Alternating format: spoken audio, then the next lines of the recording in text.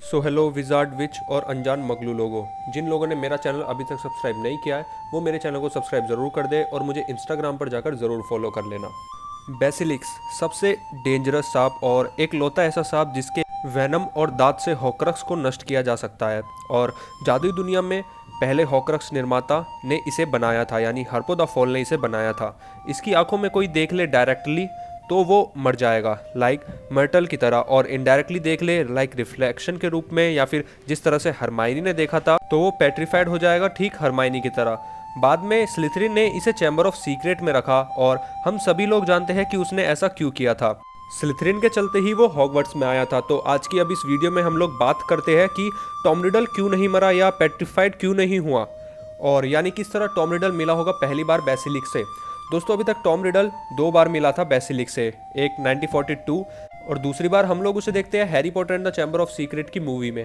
First बात करते हैं 1942 में वो कैसे सरवाइव कर गया बेसिलिक के सामने जब वो 17 साल का था। फर्स्ट थिंग, पार्सल टंग से किसी को कंट्रोल नहीं किया जा सकता।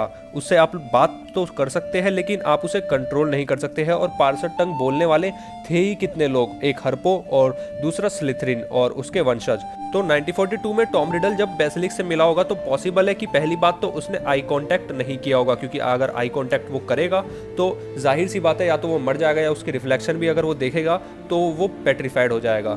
अब ये किसी आम इंसान के लिए मुश्किल है। लाइक एग्जांपल के लिए मैं यहाँ पर रॉन को ले लेता हूँ। अगर रॉन बेसिलिक के सामने आ जाए और वो अपनी आंख बंद कर ले, लेकिन वो आंख बंद करके अपना करेगा क्या, आई कांटेक्ट ना करके करेगा क्या, उससे बात कैसे करेगा, क्योंकि रॉन तो पार्सल टंग जानता नहीं है, उससे बात कैसे करेगा। तो ये टॉम रिडल के लिए कुछ ज़्यादा ही आसान था। उसने आई कांटेक्ट नहीं किया और पार्सल टंग में उससे बात करी। आई होप आप लोगों को इतना तो समझ आ गया होगा कि टॉम रिडल ने 1942 में आई कांटेक्ट नहीं किया, ठीक हैरी पॉटर की तरह। और दूसरी बात, आई कांटेक्ट ना करके आंख बंद करके उसने पार्सल टंग में बेसिलिक से बात करी।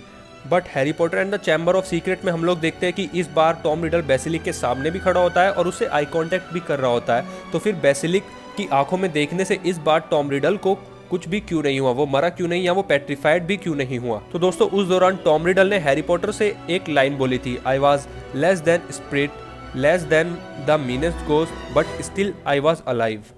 सो means A, he is a ghost but still alive.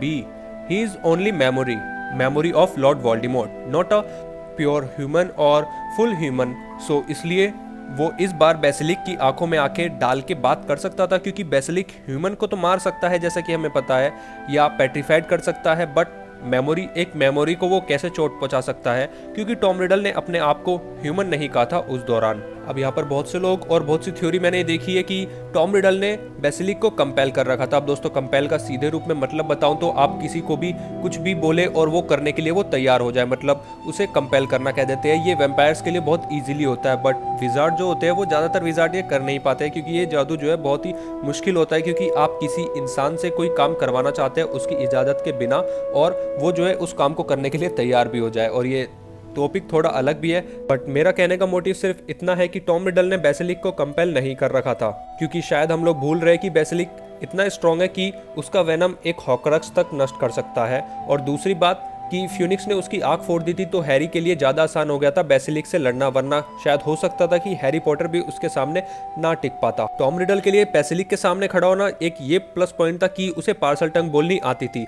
अगर वो अपनी आंख बंद कर कर बेसिलिक से बात कर रहा है और बात करने का मोटिव है पार्सल टंग, तो पार्सल टंग उसके लिए एक प्लस पॉइंट था। हैरी के लिए भी ये प्लस पॉइंट था, लेकिन हैरी को परफेक्ट तरीके से पार्सल टंग बोलनी नहीं आती थी, और खासकर जब वो दूसरे साल में था तब तो उसे पार्सल टंग के बारे में ज़्यादा कुछ भी नहीं पता था। तो आई होप दोस्तों आप लोगों को आज की वीडियो समझ में आ गई होगी कि टॉम रिडल कैसे सर्वाइव कर गया था बेसिलिक के आगे, बेसिलिक से वो मरा क्यों नहीं या वो पेट्रीफाइड क्यों नहीं हो गया। तो अगर आप लोगों को कहीं पर भी सांप दिखे तो उससे आई कॉन्टैक्ट नहीं करना है और उससे पार्सल टंग में बात करनी है, आप लोग ईजिली बच जाओगे।